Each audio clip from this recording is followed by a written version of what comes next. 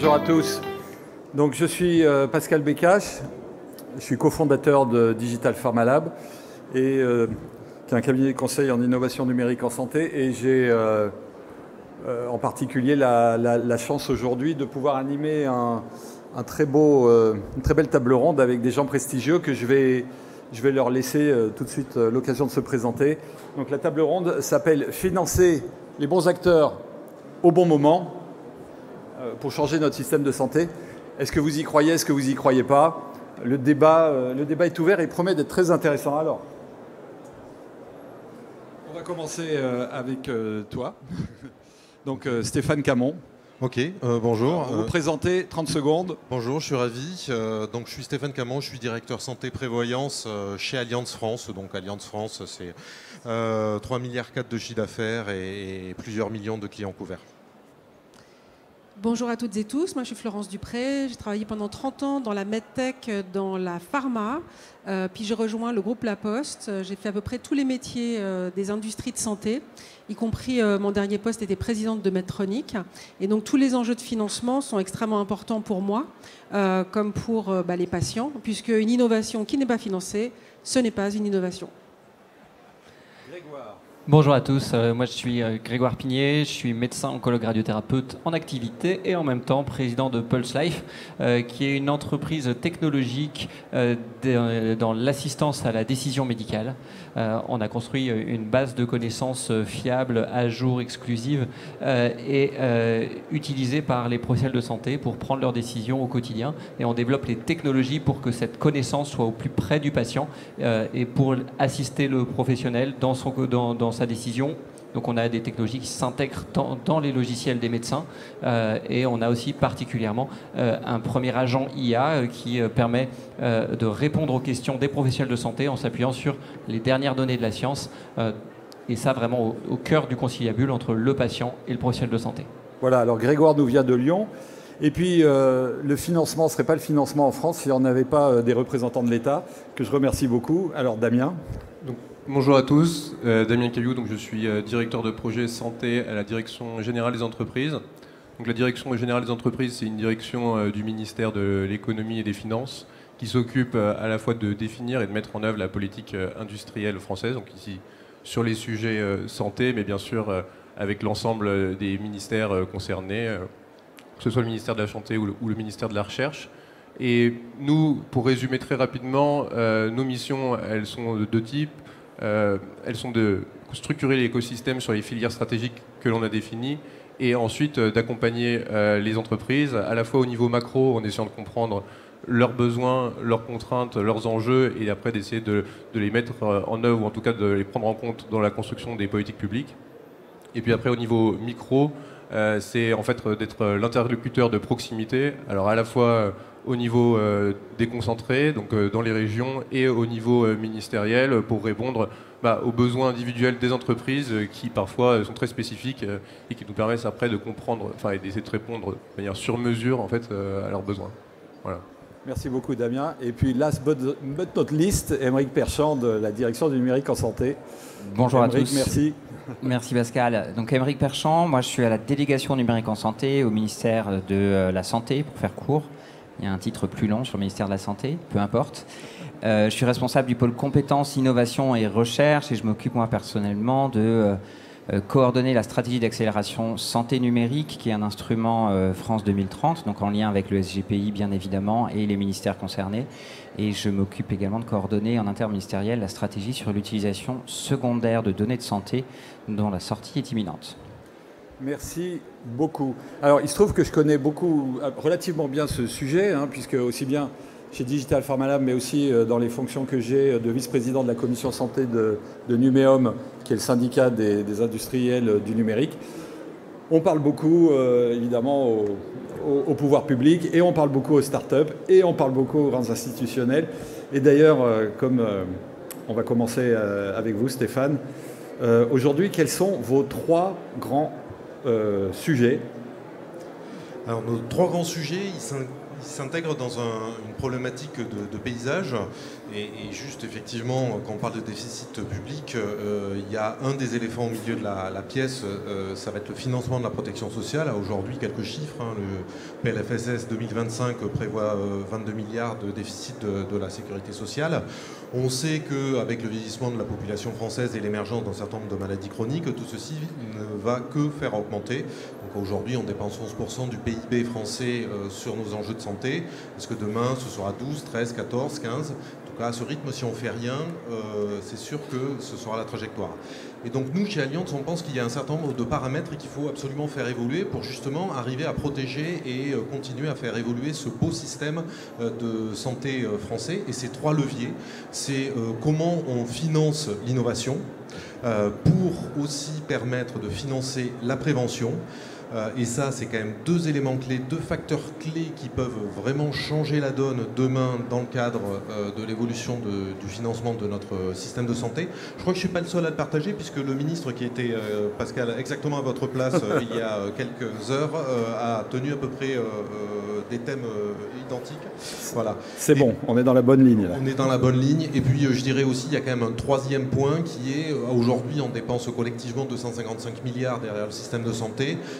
Est-ce qu'on en fait bon usage et est-ce qu'il y a des sources d'optimisation également? Et donc ça aussi, c'est un autre thème qui me tient particulièrement à cœur. Voilà, l'optimisation peut passer par l'efficience organisationnelle, mais aussi par une amélioration générale. Alors c'est effectivement de l'optimisation organisationnelle et nous on promeut toute une série de services qui accompagnent nos clients à travers les réseaux de soins et qui permettent de faire des économies substantielles. On parle de plus de 1 000 € à l'échelle d'un foyer sur les soins dentaires, 1 000 € à l'échelle d'un foyer sur le parcours de soins dès lors qu'on parle d'optique. Mais c'est également des enjeux de lutte contre la fraude et ça c'est vraiment critique de ces enjeux de lutte contre la fraude. Alors les chiffres les plus farfelus peuvent circuler, difficile de savoir exactement de combien on parle. On sait que c'est en forte augmentation car effectivement les spécificités du système français peuvent attirer toute une série d'acteurs spécialistes de la fraude, mais en tout cas on est au moins en train de parler de 500 millions, c'est les chiffres de la CNAM. Donc ça c'est vraiment un élément clé et toujours et encore accompagner nos clients notamment dans l'analyse des devis parce qu'on sait bien qu'il peut y avoir des prix différents pour un service et une qualité identique, donc ça on offre aussi des services d'analyse de devis. Ok, merci beaucoup. Donc, on a des leviers très intéressants pour trouver du financement et donc pour pouvoir changer notre système en finançant les bons acteurs. Alors, je vais me tourner vers à la fois le professionnel de santé et l'entrepreneur qui, lui, se trouve un peu souvent à la croisée des chemins entre aller chercher des projets formidables et plein d'enthousiasme et puis trouver les bons financements.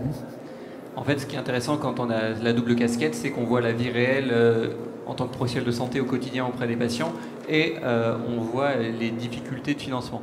Et en fait, les difficultés de financement de l'innovation, il y a tous les secteurs, mais spécifiquement en fait, pour le secteur de la santé, l'enjeu principal, c'est qu'on ne veut pas de subvention, ce qu'on veut, c'est du chiffre d'affaires. Et ça, c'est le message clé. Et pour qu'on ait du chiffre d'affaires, il faut qu'on ait des clients. Et le problème dans notre système de santé, c'est que l'année dernière, les établissements publics ont fait 3,5 milliards de déficit. Les établissements privés, 40% des établissements étaient en déficit. Donc ce n'est pas des fautes de gestion, ce n'est pas des gens qui savent mal gérer, c'est juste qu'ils n'ont pas les moyens pour faire leur métier. Les médecins libéraux, vous regardez les médecins généralistes, il y a 15 000 médecins généralistes qui sont formés, qui font que des remplacements. Alors on dit c'est parce qu'ils préfèrent le salariat. Mais pas du tout, c'est juste qu'entre remplaçants et médecins généralistes installés, le différentiel entre les emmerdes et les revenus, il n'est pas du tout bon. Donc si on permet en fait aux médecins généralistes de structurer son activité, d'avoir les moyens de changer les chaises dans sa salle d'attente, et du coup il aura les moyens derrière de pouvoir investir dans des nouvelles technologies, d'aller se former.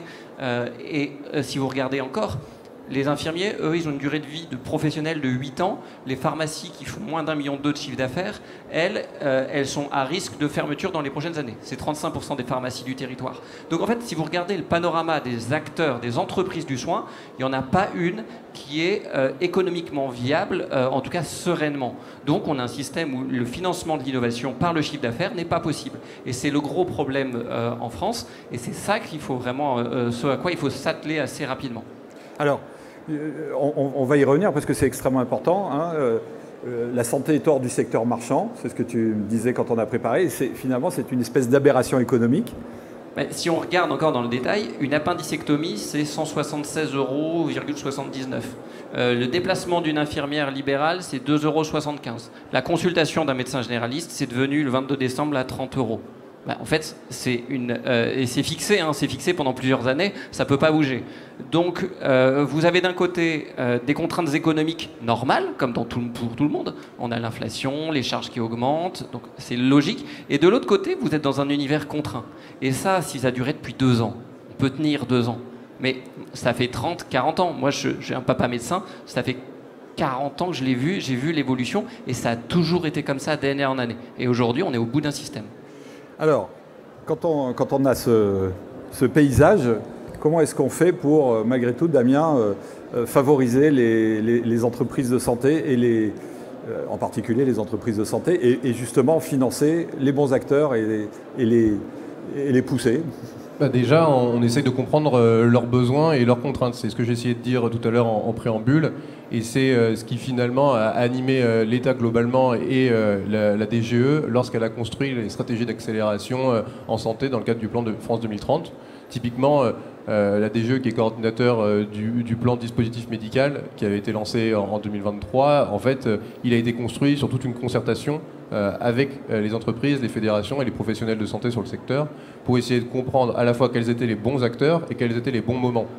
Bon, alors, ça dépend vraiment des filières, les bons moments et les bons acteurs, mais on a réussi à se rendre compte qu'il y avait quand même des moments critiques, à la fois dans le développement en fait, de l'innovation très en amont, sur les moments de démonstration des produits, et après dans la phase de mise en conformité vis-à-vis des règlements européens qui sont devenus beaucoup plus exigeantes ces dernières années, et puis d'accélération de l'industrialisation pour les scale-up. C'est les 4 grands moments qui, en fait, ont quand même structuré nos stratégies d'accélération sur la base des retours qu'on avait eus à l'époque. Et après, je partage aussi ce qui a été dit sur le fait que, en fait, on ne peut pas simplement financer des porteurs de projets par des subventions et qu'il faut essayer, et ça c'est sur la logique bons acteurs maintenant, en fait les bons acteurs ils sont pluriels et c'est notamment aussi des acteurs transverses, que ce soit au sein des CHU, au sein des organismes de formation par exemple sur les sujets de réglementation dont je parlais à l'instant, d'arriver en fait à mieux faire dialoguer et les différents finalement parties prenantes de l'innovation.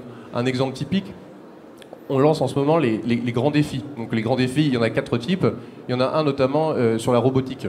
Et en fait, on se rend compte que dans le cadre de la robotique, il y a en fait souvent une difficulté dans la phase amont pour les personnes qui développent des DM de robotique, en fait, de pouvoir avoir des interactions assez récurrentes en fait, avec les praticiens.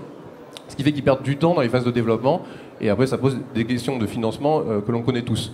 Et en fait, typiquement, un appel à projet qui est en cours de construction, c'est sur le fait de développer des tiers-lieux d'expérimentation au sein des CHU. Donc en fait, c'est des lieux où en fait, les entreprises peuvent venir mettre à disposition en fait, leur dispositif. Et je crois qu'il y en a dans la salle. Voilà, et permettre en fait d'avoir des retours, une logique itérative qui finalement est assez classique de n'importe quelle innovation performante, pour pouvoir en fait réagir face au feedback des professionnels de santé très rapidement. Voilà, c'est en tout cas les manières dont on a essayé de construire le plan en amont et ces appels à projets qui finalement sortent aujourd'hui sont aussi une manière de continuer à l'actualiser en fonction des réponses, enfin des acteurs de l'écosystème que l'on a aujourd'hui. Oui. Alors, Aymeric, on s'est dit tout à l'heure au téléphone que ça allait être sûrement intéressant. Ça l'est. Et bon, on peut évidemment épiloguer beaucoup, mais c'est vrai que depuis que la délégation du numérique en santé existe, il y a quand même un véritable phénomène d'accélération du numérique en santé. Il y a eu beaucoup d'argent qui a été dépensé. Est-ce qu'il en reste déjà et pourquoi faire ? Alors oui, les budgets de l'État ne sont pas un puits sans fond, évidemment, je l'apprends à personne. Il y a des budgets, effectivement, il y a des choses qui ont été dépensées. On est en train de faire un bilan que je peux partiellement partager aujourd'hui. Là, sur uniquement la partie stratégie d'accélération santé numérique. On a engagé 520 millions à date. Il y a encore de l'argent à dépenser et on continue de lancer des appels à projets dont je vais parler juste après. Par ailleurs, il y a toujours le Ségur du numérique de mes collègues. Donc ça, c'est pas mon domaine à moi au sens strict, mais il y a effectivement un travail de fond extrêmement important qui est fait avec l'ANS, avec la DNS, avec l'assurance maladie, par rapport à l'usage primaire des données de santé et à la fluidification des parcours de ces données, notamment vers mon espace santé. Donc il y a effectivement de l'argent. Sur du France 2030, il reste un petit peu d'argent et on sait qu'on aura des reliquats pour pouvoir financer des nouvelles actions.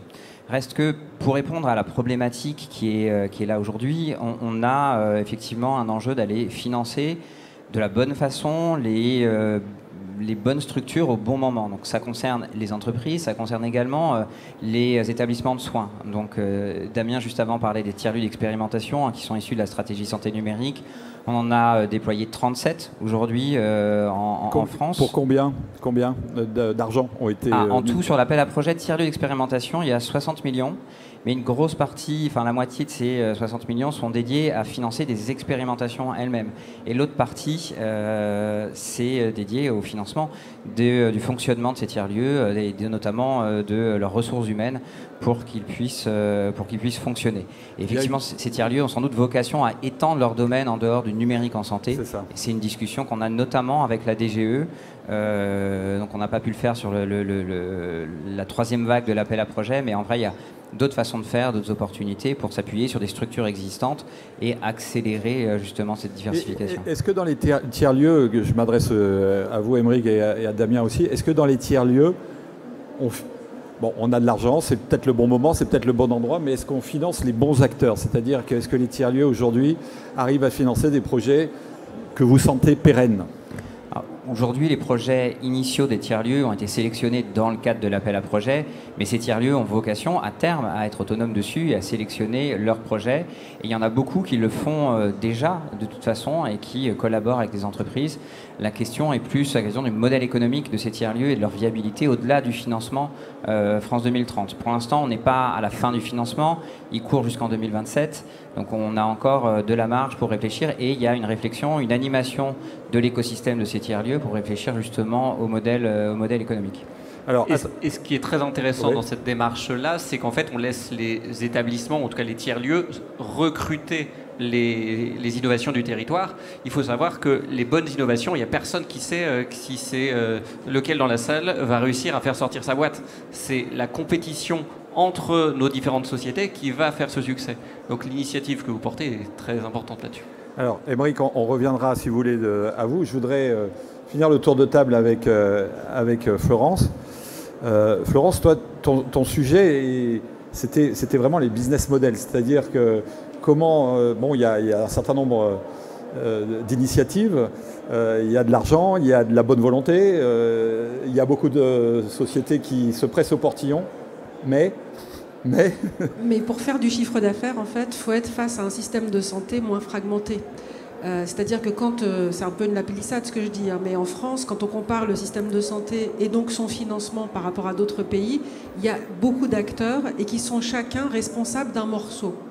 Or, en fait, quand on peut faire de l'efficience qui ensuite est redistribuée aux différents acteurs, les medtech, les startups, les hôpitaux, les infirmières, les médecins, tous les acteurs du parcours, pour ça, il faut faire de l'efficience. Mais pour faire de l'efficience, il faut regarder ce qui se passe sur l'ensemble d'un parcours. Et notre système de santé, il n'est pas conçu comme ça. Il y a des réflexions en cours justement sur comment on pourrait aller vers plus de responsabilité populationnelle. Antoine présentait hier. Il y a des réflexions sur le value-based healthcare. Ça existe depuis des années. Force est de constater qu'aujourd'hui, ce n'est pas envisageable à court terme en France parce que notre système n'est pas structuré comme ça. Donc ça, c'est l'enjeu. Face à cet enjeu, nous, le parcours de santé à la Poste Santé Autonomie, on a décidé de s'en emparer sur deux sujets. Le premier, c'est par rapport à nos actifs, puisqu'on a un certain nombre d'actifs qui permettent finalement de mettre tous les acteurs du parcours de santé ensemble. On a des actifs humains, on a des actifs digitaux, on a un certain nombre de sociétés qui permettent quelque part de se dire si on arrive à créer un écosystème informatique, donc structurel, et humain, autour d'un parcours, parce que les parcours, si on veut savoir est-ce qu'on crée de l'efficience, c'est pas de l'efficience nationale qu'il faut créer, c'est de l'efficience locale sur un parcours donné.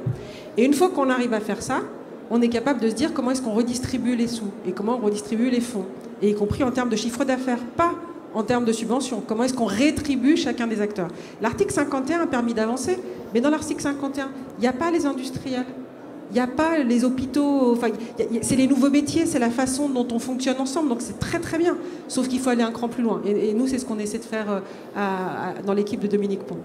Alors quand on regarde cette table ronde, hein, ce panel, vous voyez qu'il y a l'État qui impulse, il y a des entrepreneurs qui répondent, il y a des grands industriels qui essayent d'ordonner et qui proposent des services de qualité, que ce soit des services assurantiels ou des services informatiques. Donc normalement, on est prêt. Stéphane, qu'est-ce qui nous manque? Alors nous, en tout cas, me semble que la question de l'agilité et la question du financement un peu 360 de l'innovation me paraît relativement clé. En tout cas, nous, chez Allianz, ce qu'on cherche à être, c'est un acteur finalement très utile et très pratique du financement de l'innovation. Donc concrètement, comment on fait ça? On fait ça de manière relativement simple. On a des dispositifs où on peut accompagner les startups aux premiers âges de leur vie à travers un incubateur. On peut également les financer. On a ce qu'on appelle des VC, des capitaux à mettre à disposition le cas échéant. Mais enfin et surtout, et c'est peut-être ce qui est le plus recherché, c'est le chiffre d'affaires, c'est de pouvoir mettre et brancher très rapidement des expériences de start-up à disposition de nos millions de clients pour pouvoir justement les expérimenter. Et c'est là où d'ailleurs il y a une sorte de confrontation à la vérité avec l'attractivité de la proposition que ces startups ont vis-à-vis de nos millions de clients. Et donc effectivement, nous on a quand même de belles expériences où on a pu accompagner des startups sur toutes ces dimensions et avec certaines qui ont parfaitement réussi. Donc ça on le fait nous, soit directement chez Allianz, soit on le fait avec notre partenaire Santé Claire. Mais en tout cas, on met à disposition de nos millions de clients toute une série d'expériences. Donc AxoMove qui a été primé il y a 2-3 ans ici. Oui, mais même mieux, vous m'avez parlé de Visible Patient qui est là. Visible Patient, effectivement, Visible Patient est sur notre stand. C'est une start-up que l'on accompagne qui permet une visualisation 3D des organes avant les opérations avec des impacts non négligeables, hein, puisqu'effectivement, dans 7 cas sur 10, quand on utilise Visible Patient, le chirurgien change son protocole opératoire et sur le cancer colorectal, si vous le faites soigner, vous avez 18% de chance de rechute. Si vous utilisez Visible Patient, aujourd'hui, les stats, c'est 0% de taux de rechute. Donc là, on voit que c'est l'innovation utile, concrète, pratique, qui ont un vrai impact en termes de prévention. Et vous le remboursez? Et on le rembourse. Waouh. Bon. Et ça permet à Visible Patient d'avoir du chiffre d'affaires. Évidemment. Évidemment. Damien, est-ce que ce genre d'initiative, que ce soit celle d'Allianz ou celle de La Poste, vous paraît aller dans le bon sens et comment la DGE et votre département peut continuer à aider? Oui, complètement. Elle nous paraît aller dans le bon sens, bien sûr.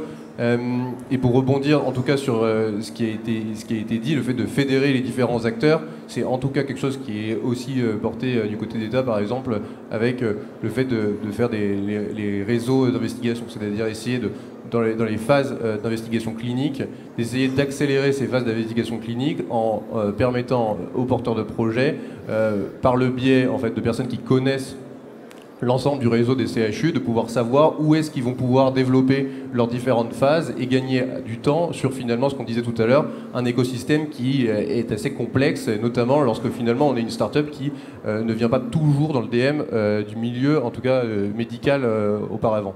Donc ça, c'est clairement quelque chose qui nous paraît, on va dire, essentiel. Deuxièmement, sur le financement privé, nous, c'est en tout cas un message que l'on porte à la fois au niveau français, mais aussi dans les réglementations européennes, dans les négociations de règlement en ce moment.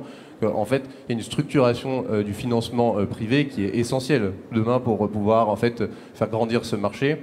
Et le fait en fait d'avoir, de constituer des fonds qui sont spécialisés dans la santé, d'acculturer aussi des fonds avec lesquels on discute finalement à l'évolution parfois de cette vallée de la mort qu'il peut y avoir sur les startups DM qui en fait devient de plus en plus grande, etc. tout ce travail de pédagogie, il a aussi pour but en fait de pouvoir attirer des financeurs privés avec les financeurs publics. Et puis aujourd'hui, je pense qu'il faut aussi parler un petit peu de la réglementation.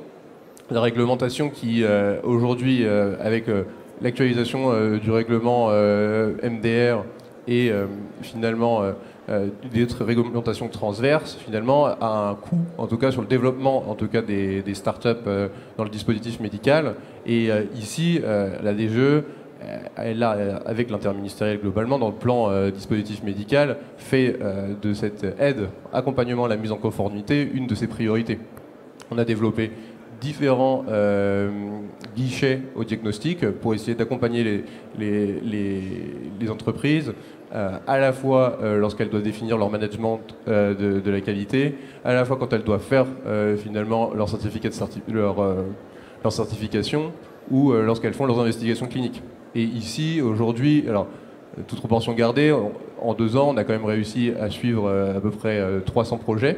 Et comme le disait Émeric, il reste encore des fonds dans le France 2030 et du coup on encourage en tout cas toutes les entreprises qui sont aujourd'hui dans la salle et qui se reconnaissent finalement à profiter aussi de ces dispositifs qui sont mis en place. Alors justement, Émeric, il y a beaucoup de guichets, parfois un peu trop, parfois on s'y perd. Il y a beaucoup de réglementations, il y a beaucoup de contraintes. Grégoire en a un peu parlé. Damien, merci de le souligner. Il y a encore des appels à projets. Alors j'aimerais de façon assez courte, parce que malheureusement la table ronde avant nous a un peu mangé de temps. Est-ce que vous pouvez, d'une part, nous dire comment on peut simplifier un peu la vie justement de ces acteurs pour essayer d'accéder à du financement? Et la deuxième chose, qu'est-ce qui reste? Donc alors, on va finir sur une note d'espoir. Bref, la réponse assez simple à la première question, c'est le guichet qu'on a mis en place en interministériel qui s'appelle Genius, donc qui est sur genius.isanté.gouv.fr, Genius sans E, qui va rassembler toutes les informations des différentes stratégies sur le numérique en santé.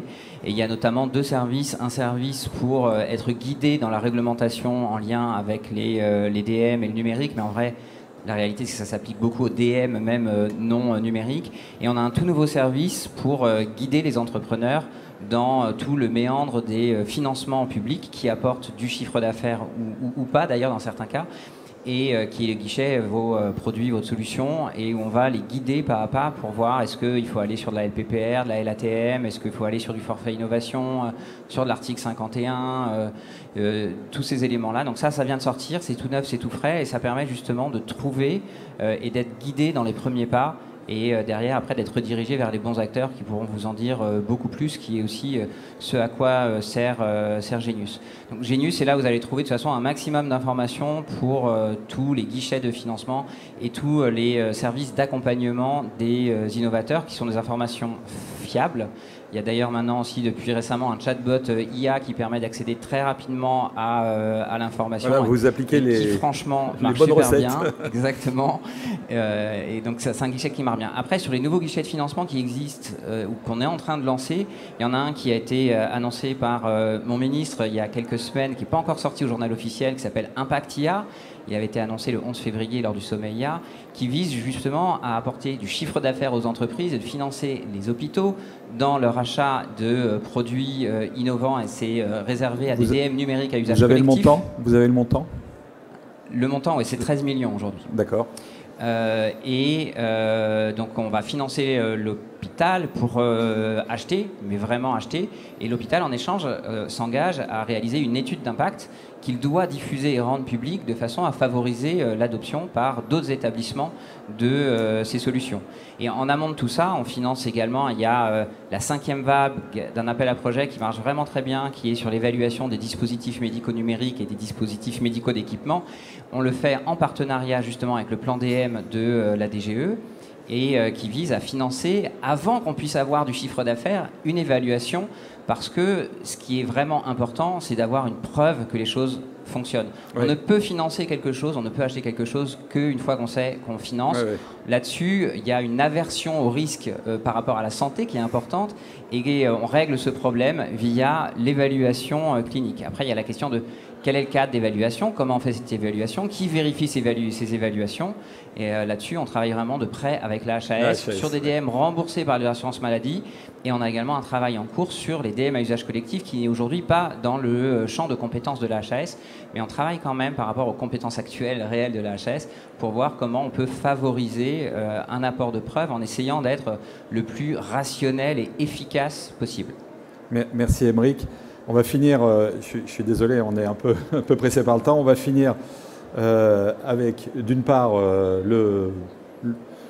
l'entrepreneur qui siège au milieu, entrepreneur et médecin. Donc est-ce que tu es rassuré, Grégoire, quand tu entends les uns les autres? Je trouve ça hyper intelligent de la part de notre administration de comprendre que l'enjeu des entreprises, si on leur met l'évaluation trop tôt, en fait, ça retarde l'accès au marché et ça nécessite des coûts très importants. Alors quand c'est sur le médicament où il y a une taille de marché stratosphérique derrière, les investisseurs sont là. Quand on est sur des marchés naissants où il n'y a pas encore de preuve de marché, on n'a pas d'investisseurs et au final, c'est essentiel cette démarche-là pour qu'on puisse amener sur le marché nos solutions. Après, il faut rester dynamique, mobile. La technologie évolue très très vite. Le problème de la réglementation, c'est qu'elle évolue pas assez vite et qu'on met à chaque fois des contraintes de plus en plus et que les contraintes s'additionnent alors qu'on ne supprime pas de réglementation. Et il y a peut-être un jeu à faire, parce qu'on entendait parler tout à l'heure du parcours de soins. C'est vrai que c'est bien de faire des parcours, mais l'évolution de la médecine, on n'arrive plus, nous, médecins, à tout suivre. Donc en fait, on va faire un parcours. Quelques mois après, ce sera faux. Donc comment on fait pour imaginer tout ça dans un organisme mouvant, très dynamique et très rapide? Chez Pulse Life, on a fait un baromètre en début d'année avec Interaction Exclair. On a sur l'utilisation du numérique par les professionnels de santé. Et les 3 gros freins en fait, qu'ils ont estimés, il y a un premier, c'est l'interopérabilité, et ça la DNS est en train de s'en occuper. Et après, les 2 autres problèmes, c'est manque de temps pour se former et manque d'argent pour investir dans les solutions. Et on revient donc à la quadrature du cercle. Le problème, c'est qu'ils ont besoin d'avoir des moyens financiers pour se former, pour investir dans ces solutions et pour diminuer le coût de la prise en charge de nos patients. On va laisser, merci, c'est super intéressant. On va laisser le mot de la fin à Florence. Peut-être pour dire qu'effectivement, il y a des évaluations cliniques, mais que pour changer la façon dont notre système de santé est financé, dont on finance les différents acteurs, il faut aller vers de l'efficience en santé. Et cette efficience en santé, on peut difficilement l'obtenir sur un parcours de soins. Si on veut faire de l'efficience en santé, il faut faire du parcours de santé, c'est-à-dire aller regarder ce qui se passe sur la prévention et aller regarder ce qui se passe au domicile. Et nous, c'est ce qu'on fait à la Poste Santé Autonomie, c'est qu'on essaie de faire des preuves parcours par parcours, que quand on gère de façon humaine et digitale les parcours de santé, on apporte de l'efficience.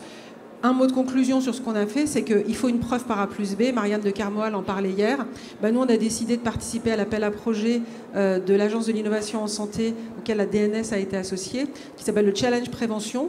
On a déposé un dossier en propre et on a été sollicité sur 3 dossiers pour montrer que justement, là, c'est pas de l'évaluation clinique, c'est l'évaluation de qu'est-ce que ça apporte, le fait qu'on soit tous autour d'un parcours, qu'on améliore le parcours, qu'on fait du aller vers, qu'on oriente mieux, qu'on utilise l'intelligence artificielle pour aller plus vite, pour aller plus haut. Et donc, quand on arrive à montrer ça, on arrive à montrer que organiser un parcours, orchestrer un parcours, ça permet d'avoir une meilleure efficience en santé et un meilleur résultat de santé. Voilà. Et si on arrive à montrer ça, on sera financé et on pourra peut-être changer la façon dont le système de santé en France est financé. Voilà.